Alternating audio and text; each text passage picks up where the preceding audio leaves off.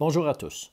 Dans cette capsule, nous allons utiliser la méthode de la droite de Mayer comme droite de régression pour nous permettre de faire des prédictions. La droite de régression est la prédiction de données.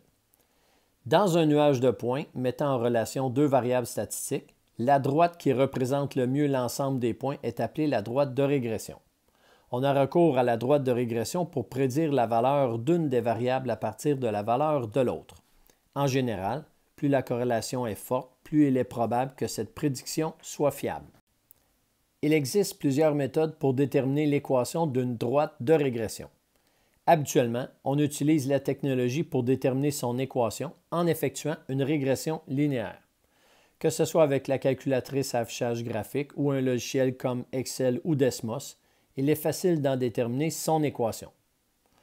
Pour ce qui est d'un traitement papier-crayon, comme on le fait nous au secondaire, nous allons seulement faire la méthode de la droite de Mayer. La méthode de la droite de Mayer. Voici les étapes.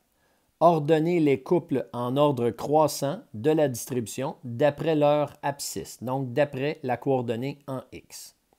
Ensuite, deuxième étape, divisez l'ensemble des couples en deux groupes. Si le nombre de couples est impair, le couple du centre est répété dans chacun des deux groupes. Troisième étape, déterminer la moyenne des abscisses et la moyenne des ordonnées dans chacun des deux groupes afin de former les couples moyens qu'on appelle P1, X1, Y1 et P2, X2, Y2. Dernière étape, on trace la droite de Mayer, droite de régression, qui passe par les points P1 et P2 et on détermine son équation, Y est égal à mx plus b. Regardons un exemple ensemble, soit la série de données suivante et le nuage de points correspondant. Alors ici, on a 10 couples de valeurs et si on remarque, les couples sont ordonnés en ordre croissant selon leur abscisse. Étant donné qu'on a 10 couples, on va donc séparer la distribution en deux groupes. Il va donc avoir 5 couples dans le premier groupe et 5 couples dans le deuxième groupe. Alors, ce qu'on doit faire, c'est dans le premier groupe, aller calculer la moyenne des abscisses et la moyenne des ordonnées. On obtient x bar est égal à 9 plus 12 plus 12 plus 13 plus 14 divisé par 5 parce qu'il y a 5 données, ce qui nous donne 12. Pour la moyenne des y, on obtient 1 plus 5 plus 6 plus 8 plus 10 divisé par 5, ce qui nous donne 6. On obtient donc le couple P1 qui est de coordonnées 12, 6. On fait la même chose dans le deuxième groupe. Je ne l'écrirai pas au long, mais on fait la moyenne des abscisses, ce qui nous donne 18, et la moyenne des ordonnées, ce qui nous donne 14. On va donc placer les points P1 et P2 dans le plan cartésien. Donc ici, on a placé le point P1, 12, 6 et le point P2, 18, 14. On trace la droite qui passe par ces deux points. Et cette droite sera notre droite de régression par la méthode de Mayer. On peut ainsi déterminer l'équation de la droite passant par ces deux points, P1 et P2. Dans un premier temps, on va calculer la pente. Donc la formule habituelle, y2 moins y1 sur x2 moins x1, ce qui nous donne 14 moins 6 sur 18 moins 12. Ça nous donne 8 sixièmes qu'on réduit à 4 tiers. Pour l'ordonnée à l'origine, y est égal à mx plus b. Donc, on vient remplacer le m par 4 tiers. Ça va faire 4x sur 3 plus b. Ensuite, on prend un des deux points. J'ai choisi le point 12, 6. On remplace le x par 12 et le y par 6 dans notre équation. Et on isole le b, ce qui nous donne 6 qui est égal à 48 divisé par 3, ce qui donne 16. B plus 16 est égal à 6, moins 16 de chaque côté. B est égal à moins 10. L'équation de la droite de régression est donc y est égal à 4x sur 3 moins 10.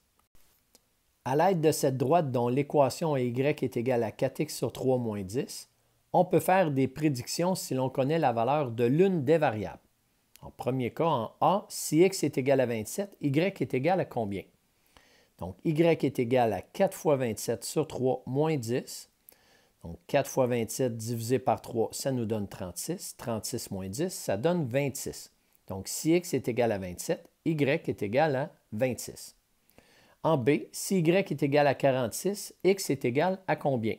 On remplace le y par 46, ce qui nous donne 4x sur 3 moins 10. On va additionner 10 de chaque côté, donc 56 est égal à 4x sur 3. Et en multipliant par 3 quarts de chaque côté, on va obtenir que le x est égal à 42. Donc, si y est égal à 46, x est égal à 42. Numéro 13. On reprend un exercice qu'on a déjà vu dans une section précédente. Martine fait de la course à pied toujours sur le même circuit aux alentours de sa maison. Son parcours est d'une distance de 2 km. Elle s'aperçoit que son temps pour effectuer cette distance varie d'une journée à l'autre. Elle s'interroge sur les effets de la chaleur sur ses performances. À 9 reprises, on a donc 9 couples de valeurs. Elle a noté la température extérieure et le temps qu'elle a mis pour effectuer son parcours. Donc ici, on a la table de valeurs qui représente les 9 courses de Martine qu'on va aller placer dans un plan cartésien. On va donc tracer le nuage de points. On obtient donc le nuage de points que voici. Maintenant, si on veut trouver l'équation de la droite de Maillard qui passe par ce nuage de points, nous allons devoir ordonner les couples en ordre croissant au niveau des abscisses, parce que si on remarque dans la table de valeurs, les couples ne sont pas ordonnés selon les abscisses. Après avoir placé les couples en ordre croissant selon les abscisses, on obtient la table de valeurs suivante. Puisqu'il y a 9 données, la donnée du centre va faire partie des deux groupes. Donc, le couple 14-575 va faire partie du premier groupe, mais aussi du deuxième groupe. On est donc rendu à calculer la moyenne des abscisses et la moyenne des ordonnées pour chacun des groupes. Nous verrons le calcul pour les moyennes des abscisses et des ordonnées à la page suivante. Mais maintenant, quand on a les coordonnées des points P1 et P2, on les représente dans le nuage de points et on trace la droite qui passe par ces deux points. Alors, dans le premier groupe, on calcule la moyenne des abscisses, 10 plus 10 plus 12 plus 13 plus 14 divisé par 5, ce qui nous donne 11,8. Pour la moyenne des ordonnées, les Y, 550 plus 555 plus 570 plus 565 plus 575 divisé par 5, ce qui donne 563.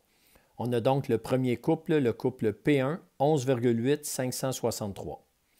Dans le deuxième groupe, on fait la moyenne des abscisses et la moyenne des ordonnées, ce qui nous donne 17,2 et 590, ce qui nous donne le point P2, 17,2, 590.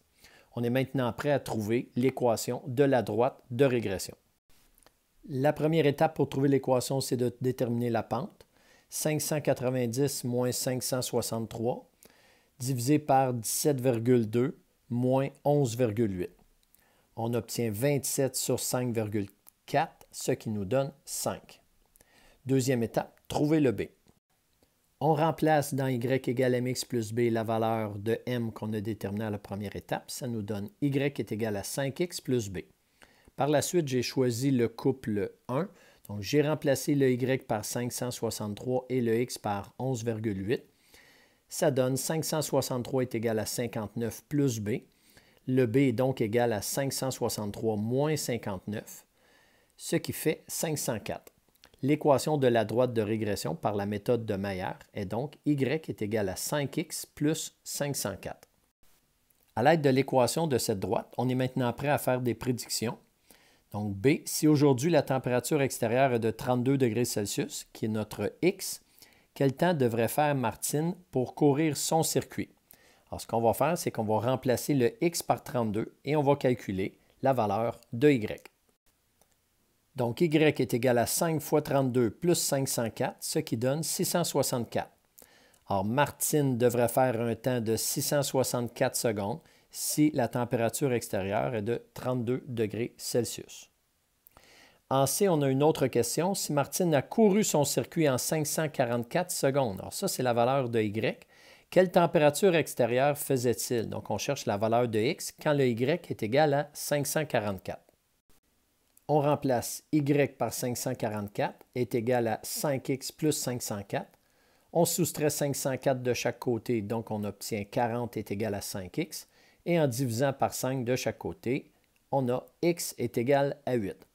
Donc, la réponse, Si Martine a couru son circuit en 544 secondes, c'est que la température extérieure était de 8 degrés Celsius. Voilà.